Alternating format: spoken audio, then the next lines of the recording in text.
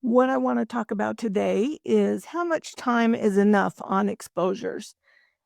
This is a question that came up with me early on when I got my Seestar, because you plop it out there the first time you get it and you're pointing to this, and a couple minutes later, you're pointing to that. You're so excited. Well, now that excitement is past, and you want to figure out how much time do I need to anticipate collecting exposure time so that the image is fabulous. Well, that's a answer that doesn't come easily because there isn't really a firm answer. But what I want to do in this video is compare some of the time differences on exposures. I'm not going to do post processing. I want to just do it in the Seestar because that's what everybody has access to, whereas post processing, not everybody has extra software and things to do it in. So I'm just going to use the Seestar Deep Sky Stack feature to get these images, but I'm going to try collecting a whole bunch, and we will take you through a series of time on these objects so that we can see when is enough, because eventually you could get to the point that, okay, an additional hour of exposure isn't going to make any difference. Or is it at 5 minutes? It's not going to get any better. Is it at 6,000 hours? It's not going to get any better. Well, I'm not going to collect that many because the Deep Sky Stack couldn't handle that many to process, but I'm going to take you through a series of objects and we're going to compare these along the way. This first one that I'm going to do is M31 because we're all familiar with this one. It comes up pretty quickly and is pretty bright. And so I want to just compare it to see how it does over time. So is 5 minutes enough or is more better? There's somebody outside my house grinding or drilling something, so hopefully you're not hearing that. But if you are, that's what it is. First, I thought it was some animal outside my house dying. I don't know. So this first picture that I have up here is 5 minutes of stacked exposure time of M31. Now, for M31, I did do framing on the object because I wanted it to fill the screen. So if I'm going to collect thousands of exposure minutes, I want to collect the whole thing. I don't want it to be cropped off and cut off. And so when it's stacking, you're going to see some of that framing action in the actual picture. And you can see that here in this one. So this one is just 5 minutes of stacked minute time without any edits at all. And you can see it's, you can see that it's a galaxy, but it's nothing brilliant. You're not going to brag to your friends about this one or print it and hang it on your wall. But that's just 5 minutes of edit time. Next up is 8 minutes of stacked exposure time. And you can see it's getting a little bit brighter. You can still see the framing around the edges as it's stacked those 8 minutes. But it's really not brilliant.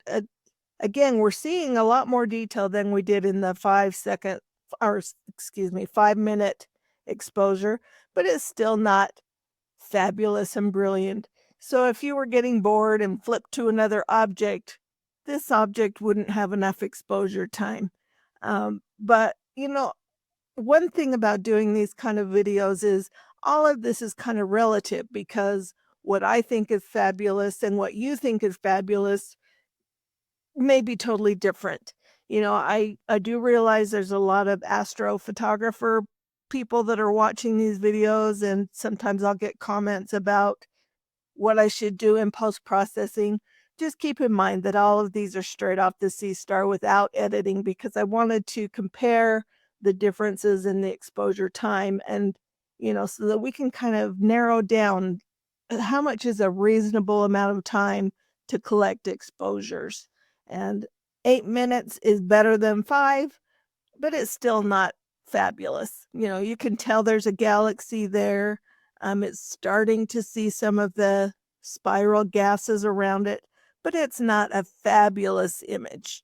But it's definitely there. So as a newbie, you might look at this and think, oh man, that's looking pretty good. Well, it is looking pretty good for 8 minutes of time, but let's compare how it goes as we go along in time. So this one here is also 8 minutes of stacked framing. What I ended up doing is I saved a whole bunch of exposures and then I went into the deep sky stack and I selected 8 minutes worth of exposure time and stack that in the deep sky stack. So this is a different selection of 8 minutes worth of exposures. And I did this one so that you could see how the framing works. It started taking pictures, or I selected pictures with the Andromeda in the center, and that's down in the bottom right hand square of this black frame. But up in the top left, you also see a frame. Well, that's how the framing works. It takes little frames and then it moves that frame around. And so when I was in the deep sky stack, if I selected some with the Andromeda in the center and then some that had the periphery, this is kind of what you get when you stack it in the deep sky stack. So it just doesn't have enough exposures at every point of this image to load onto the viewable image. So I wanted to just point that out in case people were curious why this framing stuff happens the way it does. Now we've gone from 8 minutes up to 106 minutes. So an hour and a half or so, a little over an hour and a half of saved exposure time. You can see quite a big difference. You can start seeing the spiral arms. They're pretty faint out on the outer rims of the galaxy, but right up near the core, you can start seeing that cloud definition right in there. You can still see that this was a framing saved exposure, but it's definitely better than that 8 minute exposure time. So this is how stacking exposures works. The more you have, the more light that has hit that sensor and is going to compound the brilliance of that light. And so 106 minutes is definitely better than 8 minutes. So if I were to ask that question again, how much time do we need? Well, it depends what you're looking for. The 8 minutes, it's fine if you want to just see that there's a galaxy there, but 106 is definitely better. And so it holds true that more than 106 is going to be better than 106. And so let's look at some further down the road and see how that comes out. Now we've gone from 106 minutes to 150 minutes, and we've stacked those. It was also taken in the framing, but I have cropped this one and darkened the background just a little so that it's only isolating that M31 galaxy. So that's what's filling the frame. So this is more exposure time than the 106 minutes. And so you see a little bit more detail. This one has rotated a little bit when I cropped it to fit it in the screen. It has been rotated just a little bit as well. Now we're even jumping up more to 330 minutes of stacked time. And this obviously is in the framing mode, but you can see a lot more detail in this one than the 150-minute one. Also in the top right of this, the framed in image, you can start seeing some of the surrounding bright objects coming into the framing where it's collected. But just looking at M31, you can see quite a bit of detail on the inner clouds. You can see a lot more of the spiral arms. So 330 is definitely better than any of the prior images. Here is that same 330 minutes of exposure time, and I have cropped this one. I darkened the background just a little bit, but that's all of the other enhancing that I did. I didn't do any color changes or I didn't do denoising. I didn't do any of that. It's just The background has been darkened just a little bit so that that cloud and white part of the clouds pops a little bit more, and I cropped it. And so there you can see what 330 minutes of M31 can look like, and it looks really pretty nice. That's one that maybe I would show my friends and be proud of. Um, I realize that the people that do post-processing know that this could even be better in post-processing, but that's not what this video is about. We're just kinda comparing the different exposure rates and how much time is enough. Well, 330 minutes could get you a very nice image of M31. Here's the last one that I'm gonna do for M31. This is 425 minutes of stack time. It was taken in the framing mode, and I have darkened the background a little bit and cropped it. I try to be very minimal in my darkening and any editing I may do in the Seestar app. I didn't do any color enhancing or anything on these images because I wanted them to stay consistent. But I try and do very minimal. I want it to look natural, and this is using just what we have available in the Seestar app. So this is M31 at 425 minutes of saved exposure time. And that is a beautiful picture. I just think is beautiful. If I were to, I'm going to post up a picture of some of the earlier ones so that you can see the difference. So here's the picture just prior, the 330 minutes of exposure time on the left. That is without any darkening or enhancing. I have cropped it just so that they're about the same size, but I wanted you to see the difference both in the exposure time and the darkening and how it makes a difference in this image. The image on the left has not been darkened in the Seestar app. The image on the right has. But even if you didn't do that darkening, you can see quite a bit more detail in the image on the right, and that's because it has more exposure time. Now, if we were to continue on and do more and more of this, there does become a limit where the Seestar app can't handle the processing of that many images, so you would have to export those files, put them on a computer, and then do the stacking in some other software like Cyril or Pix and Sites or whichever software you're using. But this is just using the Seestar app, and we can get quite a beautiful picture in just the Seestar app. Of course, we had to devote 440 minutes to get the one on the right.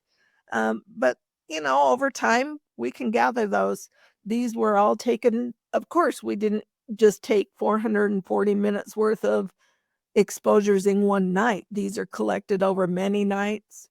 I did use framing, that can make the stacking process longer and requires more memory. Um, so there are some factors when you're doing this. If all you want to do is look at something pretty, you can do that in the Seestar app. Um, but was 8 minutes enough? Well, it depends kind of what you're looking for.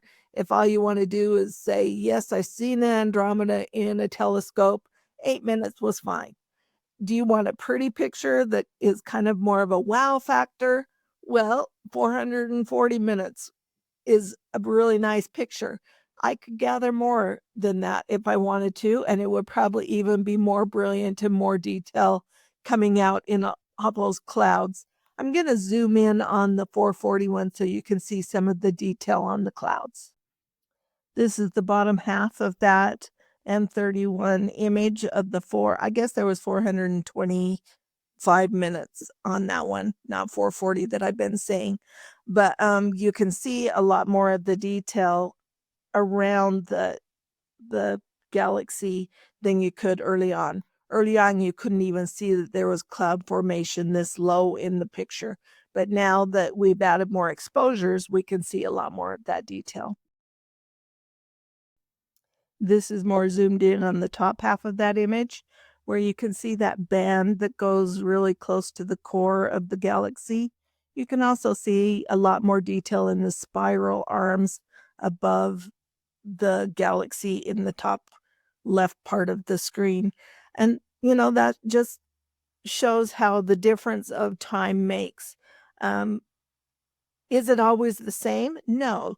That's why there's no firm, hard answer to the question of how much time is enough. Well, it depends what you're wanting to get, and there is no limit to how many exposures you can get. Eventually, the difference is going to gradually decrease because there's only so much detail you can get with a telescope. You can't make the picture any better than the original. So if you were to go up and be somewhere you could visually see Andromeda in grand scale, there's only so much detail to capture. So there is a limit, but what that is different for every object. So um, Andromeda is very close to us relatively in the scheme of astrophotography. So we can get quite a bit of detail here. But if we're doing it for 8 minutes, we're not gonna see all that detail. If we do it for 423 minutes, we're gonna see a lot more of that detail. If we did 600 minutes, we'd even see more detail. It's just gonna gradually get better until it maxes out, and that's all the detail that there is to capture, and that limit comes different for every object.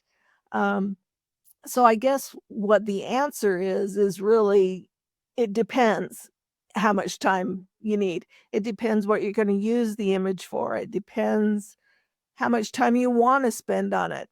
At what point are you happy with it? At what point is it taking too much time and not seeing a change in the quality? So that's kind of, the answer to how much time is needed. Next, I'm gonna do a shorter exposure. We'll do the same kind of example as we have done with M31, but I'm going to use the Crescent Nebula here, NGC 6888. All right, here's the second example. This is the Crescent Nebula.